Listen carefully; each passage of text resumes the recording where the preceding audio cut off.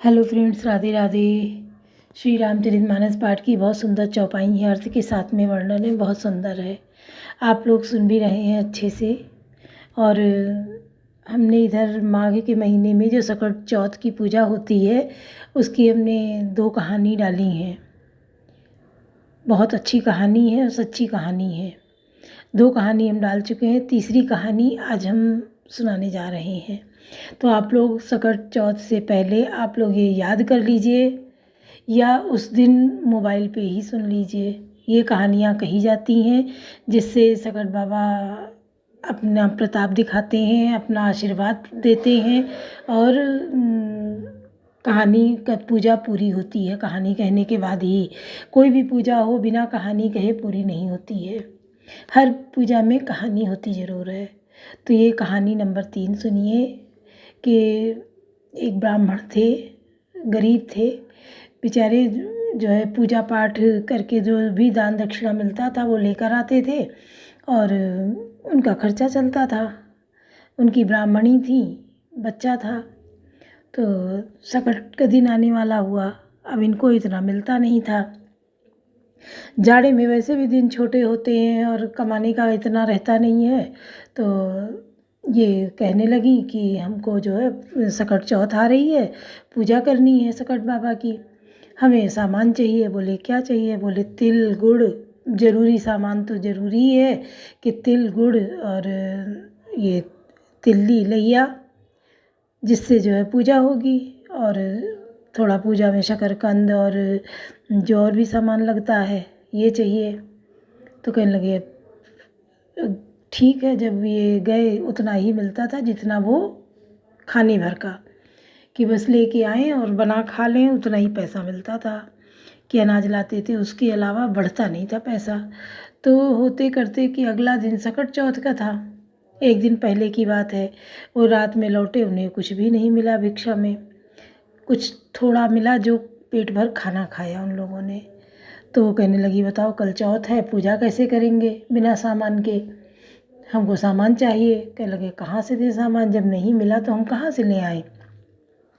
तो कहने लगे हमको चाहे जैसे ला के दो, हम बिना उसके पूजा कैसे करेंगे, और पूजा करके ही व्रत तोड़ेंगे, और सामान चाहिए उसमें, चाहे जैसे ला के दो। कहने लगे चाहे जैसे क्या, हम चोरी करने जाएं? बोले हाँ चोरी करके लाओ, हमें सामान दो ला के, पूजा करना है। तो सीधे थे बेचारे, निकल पड़े चोरी के लिए। गए एक साहूकार के यहाँ, उनके यहाँ इसी सब की दुकान थी, बहुत बड़ी आढ़त थी। लैया चूरा चने भुने हुए, गुड़ तिल ये सब था उनके यहाँ। बहुत बड़ी आढ़त थी, व्यापारी थे बड़े। उन्हीं के यहाँ ये गए, पीछे से धीरे से थोड़ा दीवार काट के छेद किया अपने जाने भर का अंदर और ये उसी में अंदर चले गए। जब अंदर गए तो वहाँ पूरे छत तक बोरियां लगीं हर चीज़ की, तिल लैया चूरा गुड़ सब, छत तक बोरियां सब लगीं। अब ये देखें और सोचे हम इसमें से क्या ले जाएं, हमें पूजा भर का चाहिए और हम कैसे निकालें इसमें। माघ का महीना, अगर हम तिल चुराते हैं तो पाप लगेगा, गुड़ चुराएंगे तो पाप लगेगा। देखो सच्चा इंसान जो होता है, ब्राह्मण को क्यों दर्जा दिया गया? हर कथा में ब्राह्मण आते हैं, क्यों?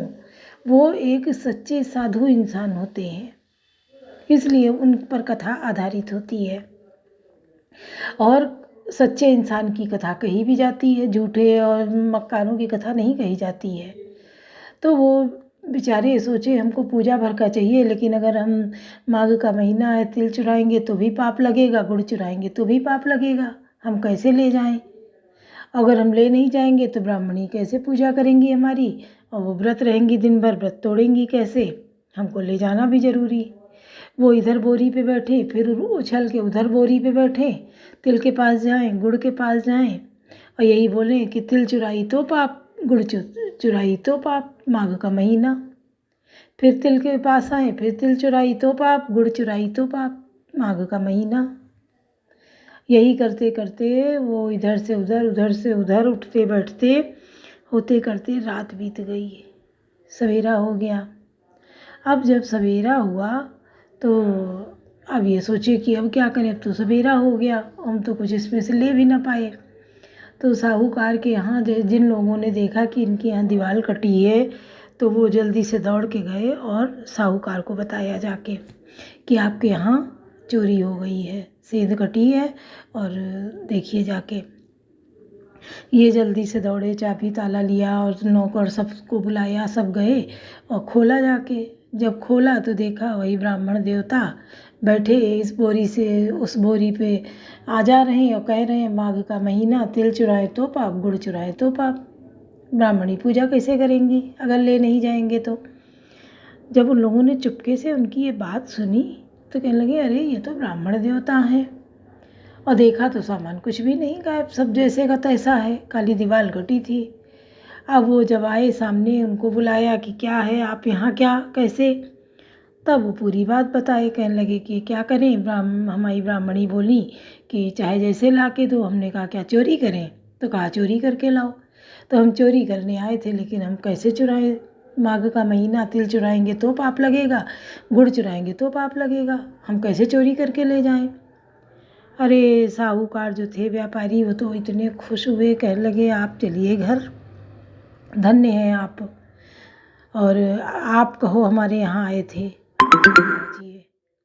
उनको घर भेज दिया और घर भेज के पीछे से अरे खूब सारा लैया, तिल गुड़ तिल्ली हर चीज़, रामदाना खूब भर भर के, चावल सब उनके यहाँ भिजवाया और कहा कि अगर कहीं किसी और ने सेंध काटी होती तो आज हम लुट जाते, सब कुछ चोरी हो जाता, चला जाता।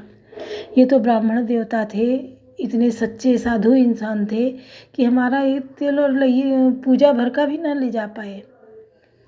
तो उन्होंने खूब भर भर के उनके घर भिजवाया कि आप अच्छे से पूजा करें। ये सब सकट बाबा की महिमा थी, उन्हीं का प्रताप था। और ब्राह्मणी उनकी व्रत थी, सब पूजा का सामान उन्होंने, जो उनके यहाँ नहीं था शकरकंद वगैरह, वो भी उन्होंने मंगवा के दिया कि आप ब्राह्मण जाइए, अच्छे से पूजा करिए, बनाइए, खाइए, घी रिफाइंड तेल सब कुछ भेज दिया।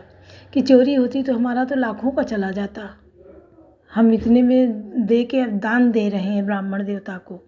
सब उनके घर भिजवाया नौकरों के हाथ, ब्राह्मणी खुश हुई, सब पूजा करी सकट बाबा की अच्छे से। और बेटा उनका जो था पूजा करके उसको प्रसाद खिलाया। और हम आगे और दूसरी चौथी कहानी अभी बाकी है, जो हम एक अगले पार्ट में फिर डालेंगे, सुनिए। कवन सुकाज कठिन जग माही, जो नहीं होई तात तुम पाही, रूप बदन करिम बचन मृदु, बोले श्री भगवान तुमरे सुमिरन ते मिटई मोर मार मधमान। कवन सुकाज कठिन जग माही, जो नहीं होई तात तुम पाही। भगवान रूखा मुँह करके कोमल वचन बोले, हे मुनिराज, आपका स्मरण करने से दूसरों के मोह काम मद और अभिमान मिट जाते हैं, फिर आपके लिए तो कहना ही क्या। सुन मुनि मोह होई मनता के, ज्ञान विराग हृदय नहीं जाके। ब्रह्मचरज व्रत रत मति धीरा, तुम्हें की करई मनोभव पीरा। हे मुनि सुनिए, मोह तो सबके मन को होता है, इसके हृदय में ज्ञान वैराग्य नहीं है। आप तो ब्रह्मचर्य व्रत में तत्पर और बड़े धीर बुद्धि हैं, भला कहीं आपको भी कामदेव सता सकता है। नारद कहो सहित अभिमाना, कृपा तुम्हारी सकल भगवाना, करुणा निधि मन देख विचारी, उर अंकुर्यो गर्भ तरवारी। नारद जी के अभिमान के साथ कहा, भगवान यह सब आपकी कृपा है, करुणा निधान। भगवान ने मन में विचार कर देखा कि इनके मन में गर्व की भारी वृक्ष का अंकुर पैदा हो गया है। बेग शुभ में डारियों उखारी, पर हमार सेवक हितकारी। मुनि कर हित मम कौतुक होई, अवश्य उपाय कर अभी मैं सोई। मैं उसे तुरंत ही उखाड़ फेंकूंगा, क्योंकि सेवकों का हित करना हमारा प्रण है। मैं अवश्य ही वह उपाय करूंगा जिसके मुनि का कल्याण और मेरा खेल हो।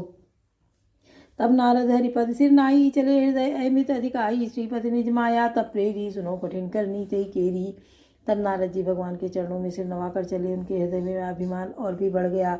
तब लक्ष्मीपद भगवान ने अपनी माया को प्रेरित किया, तब उनकी अब उसकी कठिन करनी सुनो। कवन सुकाज कठिन जग माही, जो नहीं होई तात तुम पाई। विचर्यो मग महुन नगर ते, सत जोजन विस्तार। श्रीनिवासपुर ते अधिक रचना विविध प्रकार। कवन सुकाज कठिन जग माही, जो नहीं होई तात तुम पाई। उस हरि माया के ने रास्ते में 100 योजन 400 कोस का एक नगर रचा। उस नगर की भांति की रचनाएं श्री लक्ष्मीवास भगवान विष्णु के नगर वैकुंठ से भी अधिक सुंदर थीं। बसई नगर सुंदर, नर नारी बहु जनु बहु, मन सिजरति धनधारी। तेईपुर बसई शील निधि राजा, अगर अग्नि है गए सेन समाजा। उस नगर में ऐसे सुंदर नर नारी बसते थे मानो बहुत से कामदेव और उनकी स्त्री रति ही मनुष्य शरीर धारण किए हुए हो। उस नगर में शीलनिधि नामक राजा रहता था, जिसके यहाँ असंख्य घोड़े, हाथी और सेना के समूह टुकड़ियाँ थे। सत्य सुरेश सम विभव विलासा रूप तेज बल नीति निवासा विश्व मोहिनी तासु कुमारी श्री विमोह जस रूप निहारी। उसका वैभव और विलास सौ इंद्रों के समान था। वह रूप तेज बल और नीति का घर था। उसके विश्व विमोहिनी नाम की एक ऐसी रूपवती कन्या थी, जिसके रूप को देखकर लक्ष्मी जी भी मोहित हो जाए। सोई हरि माया सब गुण खानी, शोभा तासु की जाय बखानी, करे स्वयंवर सो नृप बाला, आए तागनित मय पाला। अब वहाँ गुणों की खान भगवान की माया ही थी। उसकी शोभा का वर्णन कैसे किया जा सकता है। वह राजकुमारी स्वयंवर करना चाहती थी। उससे यहाँ अगणित राजा आए हुए थे। मुनि कौतुकी नगर तही गयो, पुरवासिन सब पूछत भयो, सुनि सब चरित भूप ग्रह आए, करी पूजा नृप मुनि बैठाए। खिलवाड़ी मुनि नारद जी उस नगर में गए और वहाँ नगर वासियों से उन्होंने सवाल पूछा। सब समाचार सुनकर वे राजा महल में आए। राजा ने पूजा करके मुनि को आसन पर बैठाया। कवन सुकाज कठिन जग माही, जो नहीं हो तात तुम पाई, आनि दिखाई नारद ही भूपति राज कुमारे, काहु नाथ गुण दोष सब एक हृदय विचार, कवन सुकाज कठिन जग माही, जो नहीं हो तात तुम पाई। फिर राजा ने राजकुमारी को लाकर नारद जी को दिखलाया और पूछा कि हे नाथ, आप अपने हृदय में विचार कर इसके सब गुण दोष कहिए। देखी रूप मुनि विरत बिसारी, बड़ी बार लगी रहे निहारी, लक्षण तासु विलोकी भुलाने, हृदय रस नहीं प्रकट बखानी। उसके रूप को देखकर मुनि वैराग्य भूल गए और बड़ी देर तक उसकी ओर देखते ही रह गए। उसके लक्षण देखकर मुनि अपने आप को भूल गए और हृदय में हर्षित हुए, पर प्रकट रूप में उन लक्षणों को नहीं कहा। जो यही बरई अमर सोई होई, समर्थ भूमि ते जीत न कोई, सो से वहीं सकल चराचर ताही, बरई शीलनिधि कन्या जाई।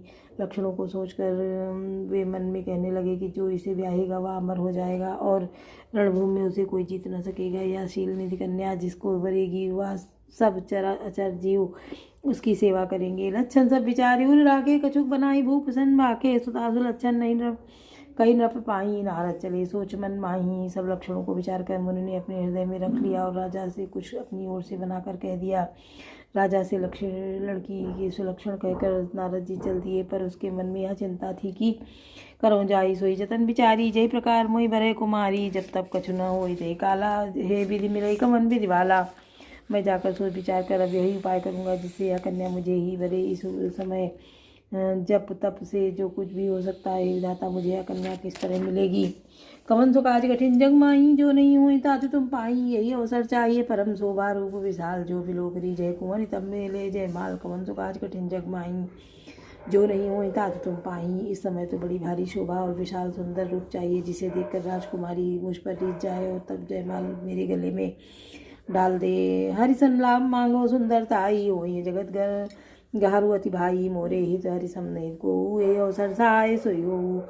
एक काम करूं कि भगवान से सुंदरता मांगूं, पर भाई हमारे पास जाने में उनके पास जाने में तो बहुत देर हो जाएगी, किंतु श्रीहरि के समान मेरा हितु भी कोई नहीं है, इसलिए इस समय वे ही मेरे सहायक हों। बहुविध विनय कीन ते काला, प्रगटे प्रभु कौतुकी कृपाला, प्रभु बिलो की मुनि नयन जुड़ाने हो काजू ही है हरसाने। उस समय नारद जी ने भगवान को बहुत प्रकार से विनती की, तब लीला में प्रभु वहीं प्रकट हो गए। स्वामी को देखकर नारद के नेत्र शीतल हो गए और मन में बड़े हर्षित हुए कि अब तो काम बन ही जाएगा। अति आरती कही कथा सुनाई, करो कृपा करी हो सहाई, आपन रूप देव प्रभु मोहि, आन भांति नहीं पावो वही।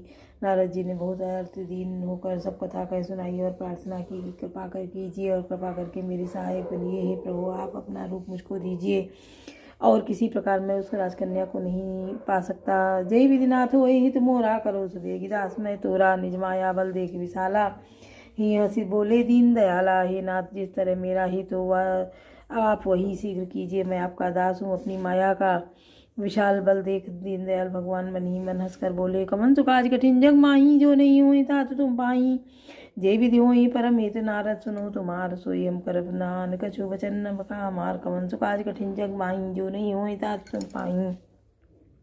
हे नारद सुनो, जिस प्रकार आपका परम हित होगा हम वही करेंगे, दूसरा कुछ नहीं। हमारा वचन असत्य नहीं होता है। बोलो सियावर रामचंद्र की जय, पवन सुत हनुमान की जय, लाडले लखन लाल की जय।